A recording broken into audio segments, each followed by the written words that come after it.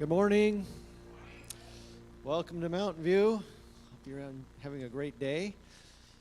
Wings like eagles. I think that's out of Zechariah, isn't it? I hope I'm right. Isaiah. Isaiah, thank you. Thank you, Pastor Riley. Should have looked it up instead of guessing. All right. Well, I was just woke up this morning and I was just thinking, just reminded, that it says the heavens declare the glory of God, and it's amazing. I was reading a book recently. It's just a little book. It's called Taking Back Astronomy, and it just really talks a lot about how the heavens do declare God's glory. His creation declares His glory. It's just amazing. So God's creation is it's incredible.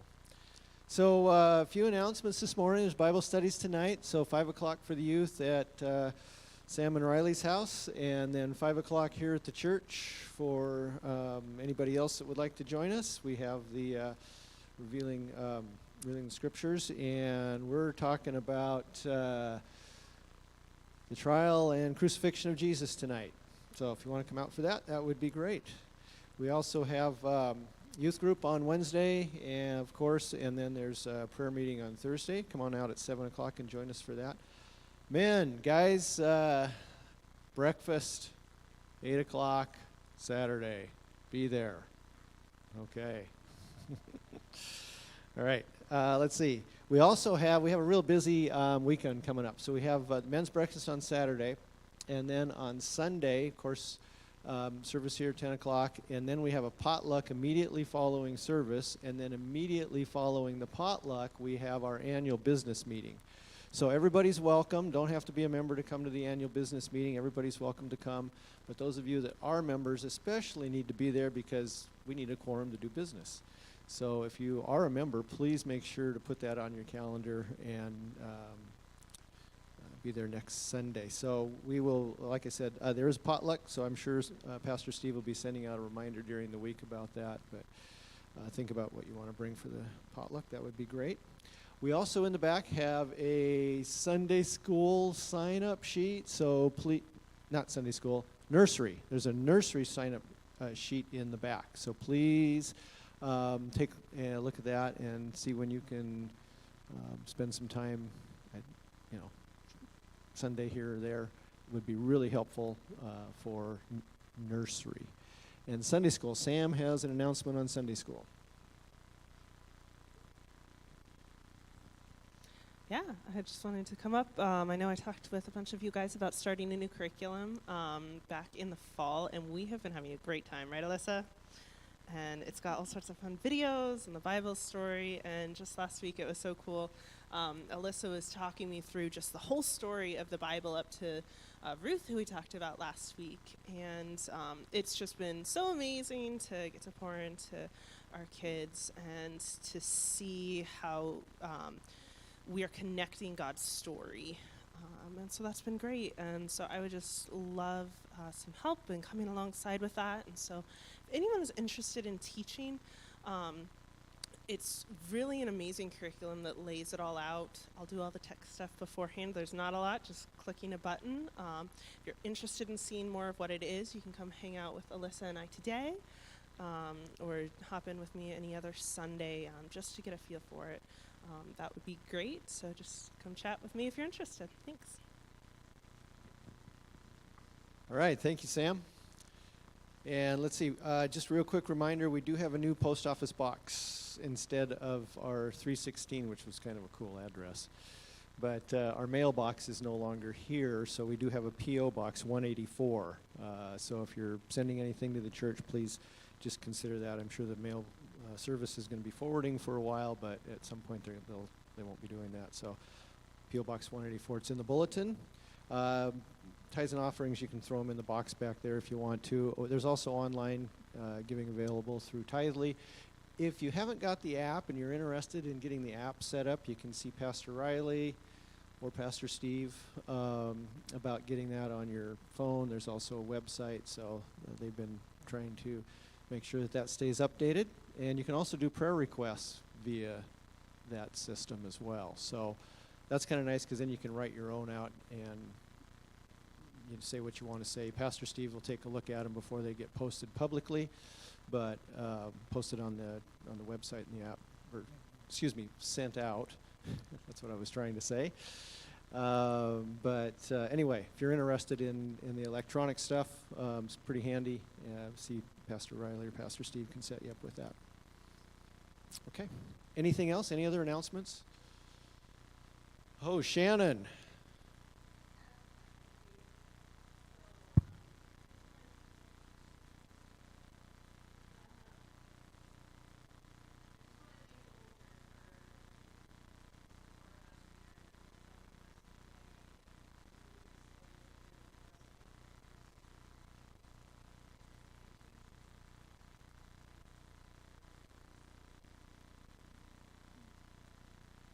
Thanks, Shannon. We love you. All right. Anybody else? All right. Well, Father, we just want to praise your name today. We just want to take some time this morning and give you all of the glory and honor. Sometimes I feel like that's impossible, Lord. You already have it. It's all yours. It belongs to you. But we want to praise you, Lord. We want to praise you and just say thank you and just return to you some of what you give to us, Lord. So we just want to honor you today, and we just thank you for all that you do. So we just ask for your presence here with us. You'll guide us, you'll lead us, you'll open our hearts to receive what you want to do with each one of us today. And we just give you this time, Lord. Amen.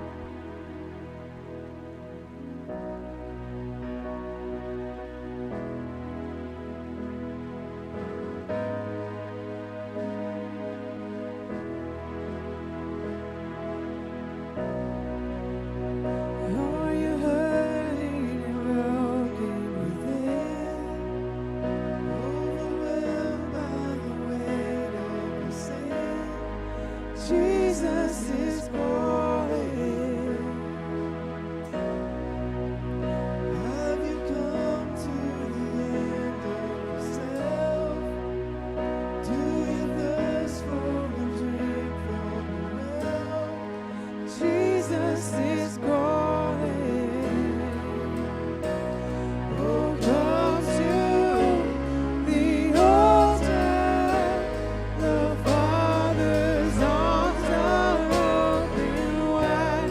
Forgiveness was bought with the precious blood of Jesus Christ.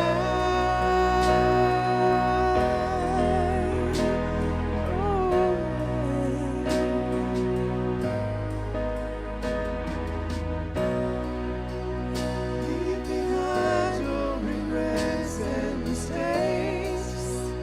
Come today, there's no reason to wait. Jesus is calling. Bring your sorrows and trade them for joy. From the ashes a new life is born. Jesus is calling. Oh, come to the altar. The Father's arms are open wide. Forgiveness was bought with the precious blood of Jesus Christ. Forgiveness was bought with the precious blood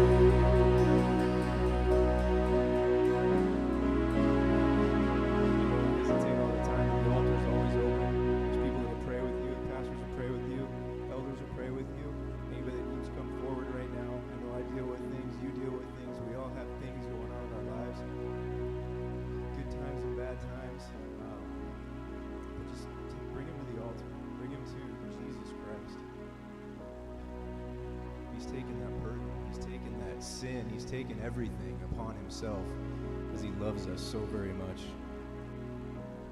So let him love you. Let him love you. You are good enough.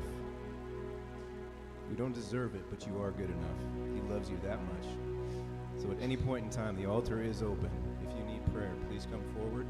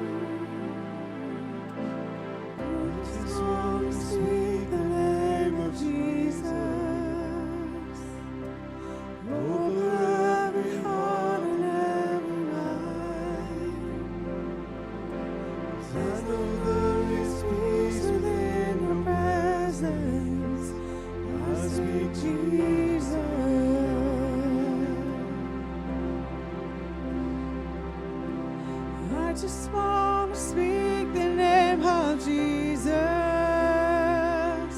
till every dark addiction starts to break,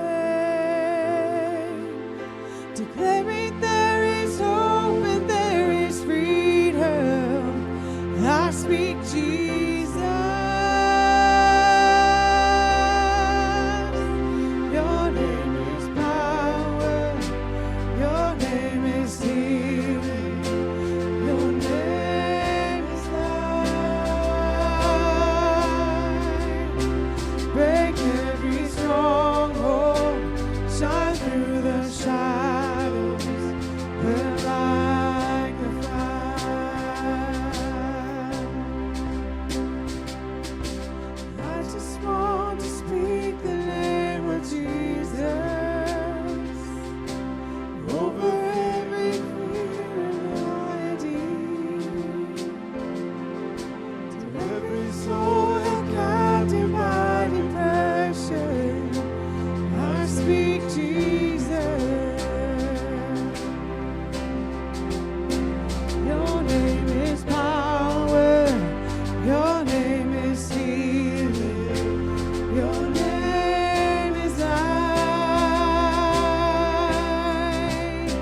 Break every stronghold, shine through the shadows, burn like a fire. Your name is power, your name is healing, your name is life. Break every stronghold, shine through the shadows. Burn like a fire.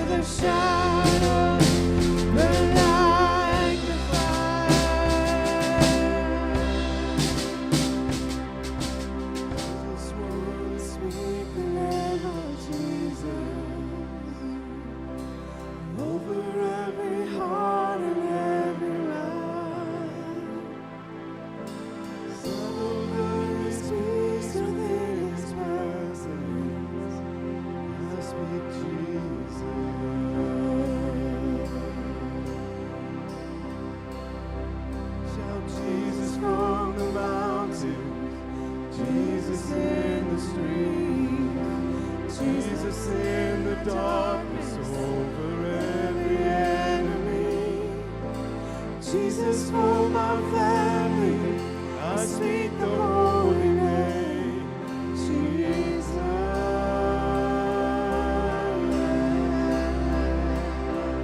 Shout Jesus from the mountain, Jesus in the streets, Jesus in the darkness over every enemy, Jesus for my family, I speak the holy name, Jesus. Your name is power, your name is healing, your name is life. Break every stronghold, shine through the shadows, the light of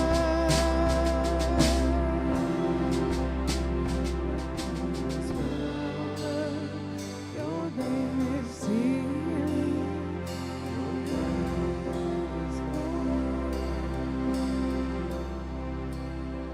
break every stronghold, shine through the shadow, light.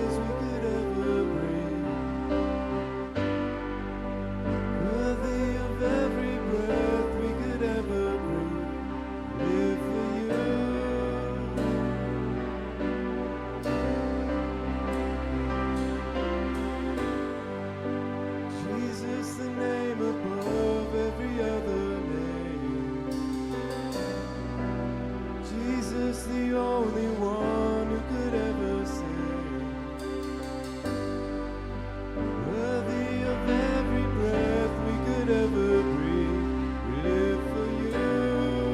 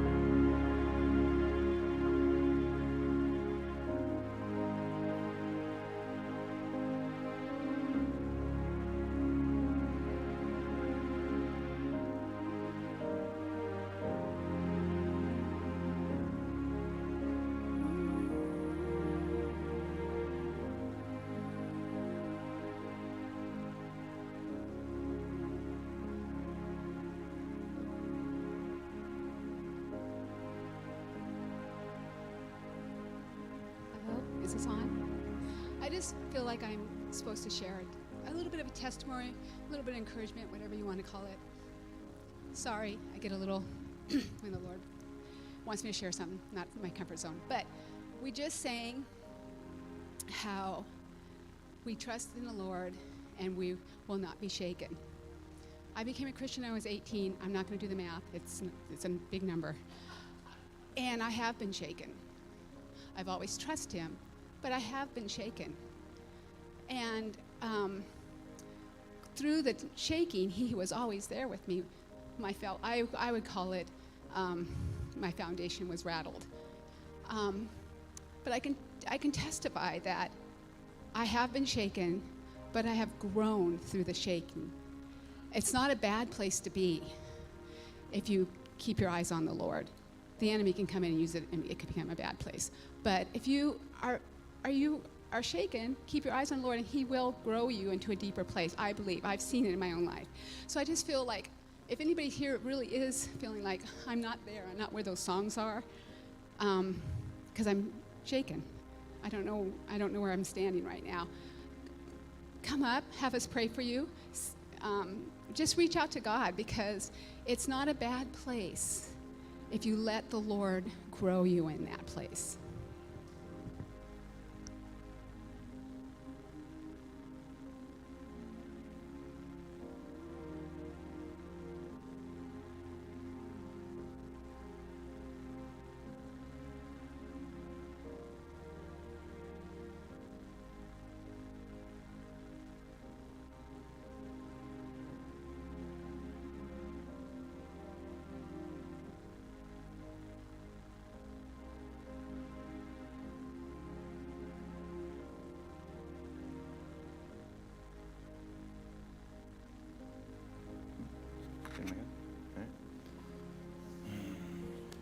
Amen, amen. Thank you, Shirley, for that message.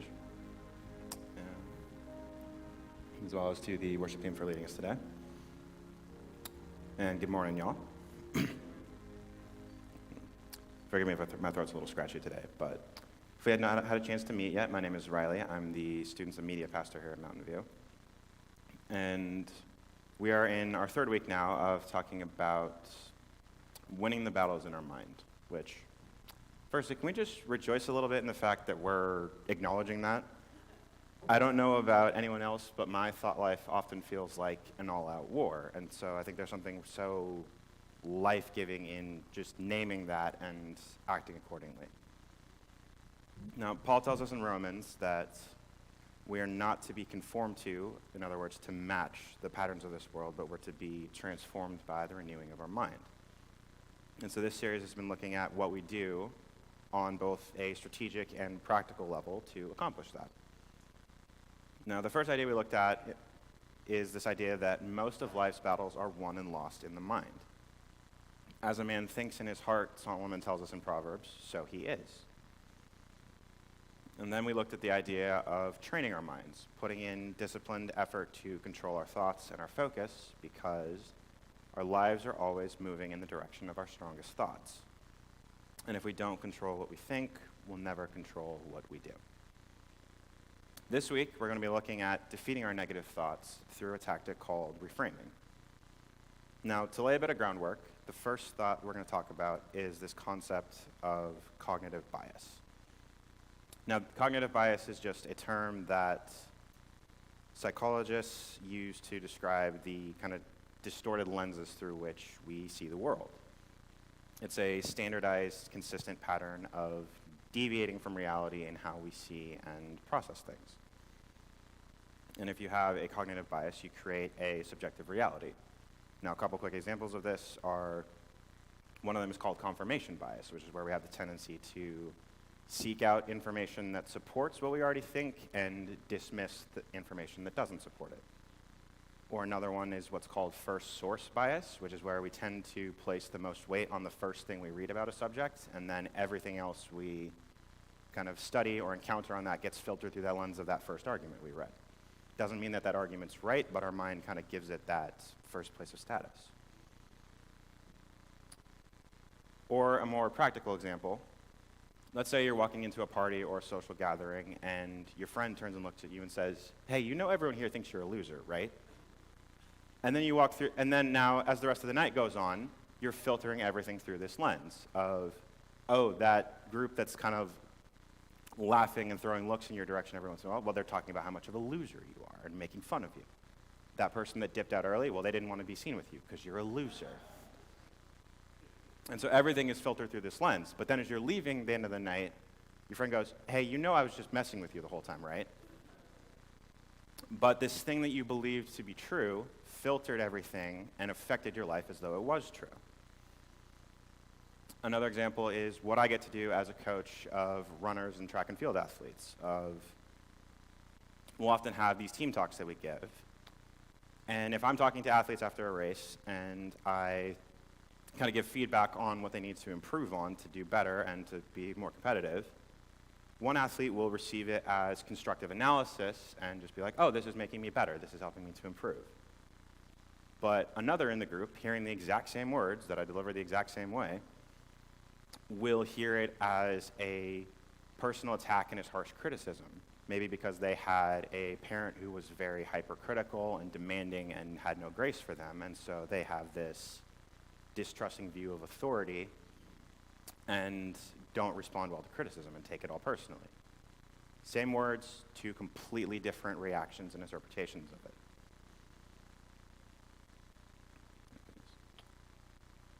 And then as Christians, we also know that the ultimate cognitive bias that every human suffers from is sin, right? Like it distorts how we interpret reality, it distorts our desires, it fractures our relationships and interactions with creation, leaving us at odds with reality and with the way that, with our intended design, with the way that we were meant to live and experience the world.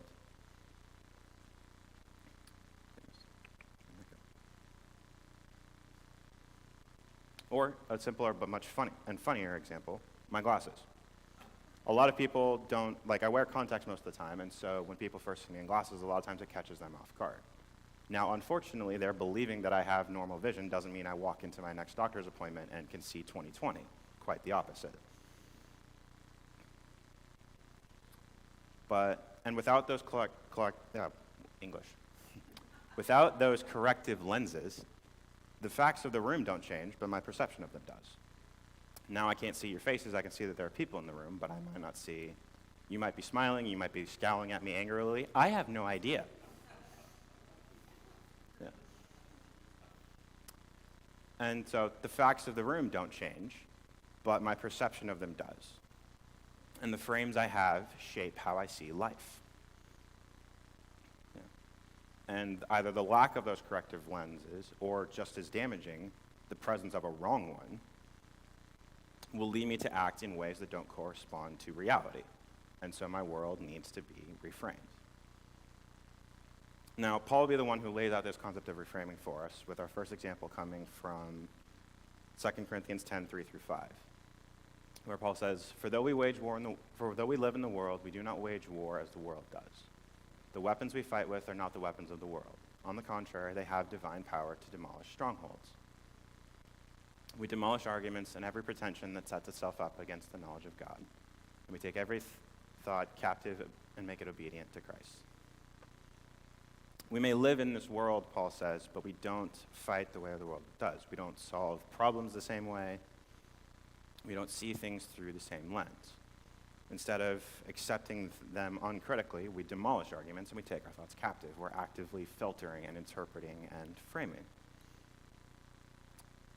And one of the main ways we do this is through what social psychologists call cognitive reframing, which is learning to identify and correct irrational thinking. We'll lay out the steps for this in just a second, but first we're going to recreate a conversation I've had countless times with the runners that I coach. And that revolves around the subject of pre-race nerves. They're walking through their routine, but then all of a sudden, it hits them. They're just really jittery, all kind of keyed up and feeling scattered, and they're like, oh my gosh, I'm so nervous. I'm anxious, it's because I'm going to lose. What if I lose? Because these other runners are so much better than they're going to just absolutely destroy me. And I interject at this point, and I'm like, all right, deep breath. and I walk them through how to reframe, aka deal with, the performance anxiety that they're experiencing. And there's a couple simple things I tell them. First, I said the nerves mean that you care. If you weren't nervous, it would mean you didn't really care about this race, and it didn't matter to you. And more significantly, what feels like nervousness is more to the point. Your body is anticipating what is coming. It's getting excited to do something that is amazing, but also hard. And it knows what's coming, and so it's getting keyed up for that. And then I walk them through, I'm like, hey, you have trained for this. This is what we practice for. This is what we train for. This is what we rehearse. And then I tell them I'm like, hey, focus on execution, not outcomes. Control what you can control. Now let's use that illustration to walk through the steps that psychologists will give when they are trying to walk people through cognitive reframing. First up is stay calm. Like I tell the athletes, take a deep breath. And the idea is act, don't react. Because if you just react, you're going to respond in the same automatic and often broken ways that you always have. Because you're not thinking, you're just acting, you're just doing. And this is often why I tell all those athletes to take a deep breath, because there's an ability that we have in our physical bodies to impact and help control what we are experiencing in our minds. That step of slowing down and taking a deep breath restores calm, not just in the body, but also in the mind. And then nextly, we identify the situation. What exactly and truly is actually happening? And this is where with those athletes, that expression of, hey, it's just a game. I'll often ask athletes, hey, what's the worst that can realistically happen? Like, let's say you get dead last. Is your family going to disown you? Are your friends all going to hate you? Is no one ever going to speak to you again? No. And so I'll be like, all right, let's actually take a second and actually name the situation, name the stakes, and name what's actually going on. The next step is to identify your automatic thoughts. What are the things that you just immediately think uncritically of, in this example with this athlete, I'm feeling jittery because I'm nervous, because I'm going to lose, because I'm not ready, It's this automatic step of equating things and not actually thinking things through and seeing them properly. And so identifying these automatic thoughts helps us realize that we can't control what happens to us, but we can control how we frame it. And so instead of just thinking those automatic thoughts, I'm nervous, I'm going to lose, you identify it so that you can take it captive and make it obedient. And then lastly, and this is the step I've always found most helpful in this process, is you find objective supporting evidence. If we want to deal in reality, we have to search for objective data to base our thinking on. And so in this example with athletes, it's like, all right, what's the proper context of those nerves and jitters that they're feeling? And what's the context of all of the practice and the training that they've done? I'm not asking these athletes to deny the situation or deny that they're feeling nervous, only that they frame it properly. And then I'm providing some new information that gives them a better context. And we get to watch Paul do this in the book of Philippians. Paul has this grand strategy all about how he's going to go to Rome, he's going to preach the gospel to dozens of leaders. And if he can do this, if he can share Jesus with these government officials, it will improve Christianity's standing in the empire, which means that he'll have to deal with fewer problems, and Rome can then serve as a launch point to spread the gospel to the ends of the world. But when we open the book of Philippians, this isn't exactly where we find Paul. Things have very much not gone to plan. He's in chains, under house arrest, and facing a trial before the emperor, which could very well lead to his execution. And this is really sad and unfortunate, because we know from the book of Romans that Paul had long been praying for an opportunity to visit this city and to preach the gospel freely there. But his circumstances were wildly out of his control. And if we're honest, we've all been there. If I go to school and get this degree, I'll get this job. But then you go get the degree and you don't get the job. Or I planned on being married by such and such an age, we're going to have X number of kids, we're going to live in the house with the white picket fence. Only that age comes and the right person is nowhere to be found.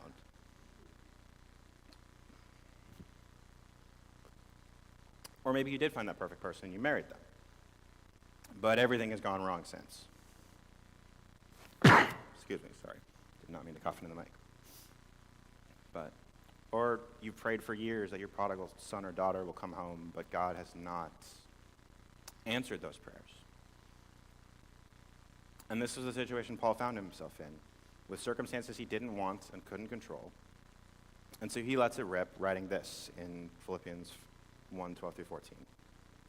And I want you to know, brothers and sisters, that this absolutely stinks. I wanted to preach the good news to government leaders, but that didn't happen. And as a result of this hell I've been through, I've decided that God doesn't answer prayers, and so I'm never coming back to church again. It's not what he said, is it? It's not what he said. It could have been. There's a level to which we wouldn't fault him for thinking that. But Paul takes a very different tact. So let's look at what he actually wrote. And I want you to know, my brothers and sisters, that everything that's happened to me here has helped to spread the good news. For everyone here, including the whole palace guard, knows that I am in chains because of Christ. And because of my imprisonment, most of the believers here have gained confidence and boldly speak God's message without fear. Paul realized that he couldn't control what happened to him, but he could control how he framed it. He realized that God's plan wasn't moving forward despite what was happening to him, but because of it. He was chained to a new guard every 8 hours or so. And so he had a captive audience to preach the gospel to. And these soldiers would have the ear of influential leaders, and he says, everything that has happened to me here, goodness, has helped to spread the good news. He got to preach, and fellow believers were emboldened by his imprisonment, and so the gospel spread all the more. And just like Paul, you can't control what happens to you, but you can control how you frame it. We're going to look at 3 ways to reframe our minds so that we can restore our perspective. The first you have to do with reframing the past, and then the last one talks about the future. Now, the first step is thanking God for what he didn't do. It's easy to thank God for what he's done. Those blessings are fairly obvious. But the things that he didn't do can be even more significant. Now, this one's a little counterintuitive, so we're going to look at an example through my life to illustrate this. It was the senior year of my collegiate career, and we were in the middle of the indoor track season. Now, up to that point, I had been on a tear. I had won 2 conference titles in the previous calendar year that had happened, had 3 All-American medals, and my coach told me, the only thing that's really missing from your resume is a high finish at nationals. And so we went to South Dakota, of all places, because they had won the bidding to host the national championship. Don't ask me why. And that was everything, our sights were set on that. Like, from the moment cross-country ended in like mid-November to that day in March, everything was filtered through this lens of, I'm shooting for at least top 3 at nationals, but if I was honest, I would have said it's a title or bust. And at indoor nationals, I was 4th in the 5K, and so I got that high finish that I was after. And we figured that with better execution on that day, I probably could have won the title, and certainly would have had a shot at winning outdoor nationals a few months later, with a few more months of training and just refining some tactical principles and a few other little things. My plan after that was to move to somewhere like Flagstaff, Arizona, or Boulder, Colorado, and chase the professional running dream. And that felt like the path that God had me on. Everything was trending in that direction. That's where all the doors were leading. But to actually put the timestamp on this, that was March of 2020. And so we all know how that ended. Outdoor track didn't happen, and so I stayed in Seattle for another year, which is how I ended up meeting the girl who is now my wife. Life with her is so much richer than it ever could have been alone. But if I had gotten what I wanted, I never would have been around to meet her. And I never would have gotten what is so much better. And so I wake up every day finding myself in awe of what God didn't do and thanking him for it. And think about the best parts of your life. Aren't some of them things you never would have imagined or planned on? Instead, they're what Pastor Craig Groeschel likes to call serendipitous shooting stars flung into your life by the Father of heavenly lights. And this is because, as Isaiah wrote in chapter 55, "For my ways are not your ways, and my thoughts are not your thoughts. As the heavens are higher than the earth, so are my ways higher than your ways, and my thoughts higher than your thoughts." And so we become wise when we trust when we trust that God is working when we aren't aware of it, or when it isn't the way that we want. Rather than being the victim of circumstances in a random and chaotic world, you have a God who has protected you, quite often from yourself, in ways that you didn't realize. And so we need to learn to thank God for what he didn't do, because developing that discipline helps us to reframe our past. Now, the second step is that we look for God's goodness, because you're going to find what you're looking for. If you look for things to go badly, you will find every little thing that goes wrong. If you look for things to be critical of, you will find plenty to criticize, believe me. But, on the other hand, if you start looking for God's goodness, you'll begin to see it everywhere. You'll see his fingerprints all over your life, and you'll notice those times when he seems to be winking at you. And this will also make you start to see the good in people, which transforms your relationships and your attitude. Now, this is critical because, like we've been talking about for the last few weeks, the right thinking and attitude always precedes the right actions. And this step is basically looking to weaponize your cognitive bias, choosing to make that bias be the goodness of God. If we look at our circumstances through the lens of his mercy and grace, we will start to find it. And we can sing like that song we just sung a few minutes ago. All my life, God has been faithful. All my life, he has been so, so good. And we will always find what we're looking for. And so we reframe by looking for God's goodness. And the last step is what is known as pre-framing.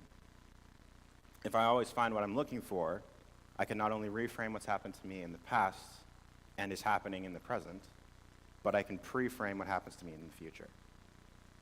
Pre-framing is choosing how I will view something before it happens. It's proactively choosing the frame I will view things through rather than having to do the work of redoing it as it's happening to me or in the past. And one last running example, if you will permit this, is found in the psychology of a global final at either an Olympic final or a world championship. And they found that there are two categories of athletes in these races. And in both cases, for both groups, they find that Olympic or world championship race to be the hardest thing they've ever done. Or even if it's just a high school athlete trying to run a personal best. For both groups, hardest they've ever done. It's the same experience for both. But what they found is that the ones who thrive are the ones who go into the race expecting that. The ones who expect it to be, all right, this is going to be the hardest thing I've ever done. This race is going to demand more of me than anything I've ever done. Those are the ones who thrive. The ones who think, oh, it's just another race, it's not going to be any different, I'm going to do what I always do, and I'm going to get after it. Those are the ones who suffer and don't perform well.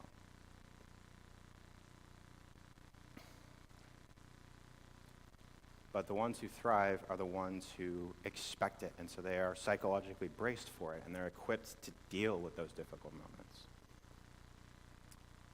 And this is something that similarly we need to be practicing, especially when we're combating labels that have been put on us by either others or our circumstances, like being told we're not smart enough, being told, oh, you're a choker, you're not clutch, you can't come through when the moment demands it.